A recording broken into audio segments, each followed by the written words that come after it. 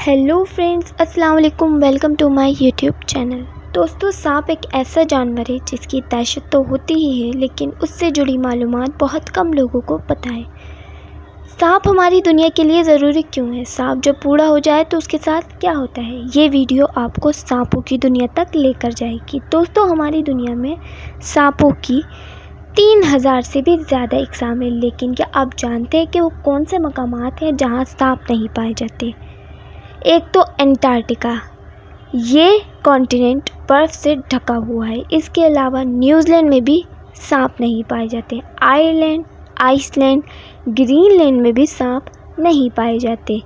दोस्तों, सांप के 3000 इकसाम में से सिर्फ 600 इकसाम में जहर होता है, और इनमें से भी 200 इकसाम ऐसी होती हैं जिनके जहर से इंसान मर भी सकता है। यानी बस 7% सांप ऐसे हैं जिनके जहर से इंसान की मौत वाक़ई हो सकती है। दोस्तों, क्या आपने कभी सोचा है कि सांप अपना फन यानी अपनी ज़बान निकालकर क्यों चलता है? दरअसल सांप अपनी ज़बान को सूंघने के लिए इस्तेमाल करता है। यानी सांप के मुंह में एक ऑर्गेन लगा हुआ है, उसको वोमेरोनेज़ल ऑर्गेन कहते हैं। सांप जब अपनी ज़बान बाहर निकालता है तो उसकी ज़बान पर हवा में मौजूद केमिकल चिपक जाते हैं। ये ज़बान अंदर ले जाता है और अंदर मौजूद वही ऑर्गेन उस नल को डिटेक्ट कर लेते हैं। यानी सांप को पता लग जाता है उसकी ज़बान से कि आगे ख़तरा है या फिर उसका कोई शिकार।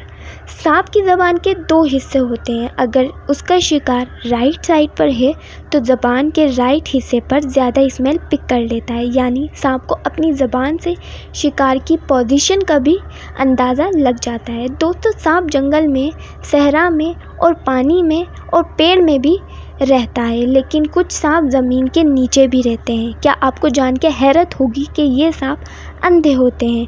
जैसे कि इस सांप को देखें, ये सांप देख नहीं सकता और ज़मीन के नीचे रहता है। एक और इंटरेस्टिंग बात ये है कि सांप महीने में एक दफ़ा अपनी स्किन उतार देते हैं और इनकी न्यू स्किन आ जाती है। इससे एक तो ये बीमारियों से बचे रहते हैं और दूसरा ये कि जैसे हमारी बॉडी बड़ी होती है और हमारे पुराने कपड़े पूरे नहीं आ पाते, इसी तरह सांप की बॉडी बड़ी हो जाती है लेकिन उसकी स्किन नहीं बढ़ती। बस इसीलिए सांप अपनी स्किन उतार लेते हैं और उनकी नई स्किन निकल आती है। दोस्तों, ज़मीन पर रहने वाले सांप अंडे देते हैं, लेकिन पानी में रहने वाले सांप अंडे नहीं देते, बल्कि ये बच्चे नॉर्मल तरह से पैदा करते हैं। ज़्यादातर सांप अंडों का ख्याल रखते हैं, लेकिन कुछ सांप जैसा कि पाइथन बाकायदा अपने अंडों की हिफाजत करते हैं। एक और सवाल ये है कि जब सांप बूढ़ा हो जाता है तो उसके साथ क्या होता है? दोस्तों, जब ज़्यादातर सांप बीमार नहीं होते और अगर बीमार हो भी जाए तो बहुत जल्दी ठीक हो जाते हैं, लेकिन जब सांप बूढ़ा हो जाता है तो इसका रंग गिरे होना शुरू हो जाता है, यानी रंग फीका पड़ना शुरू हो जाता है।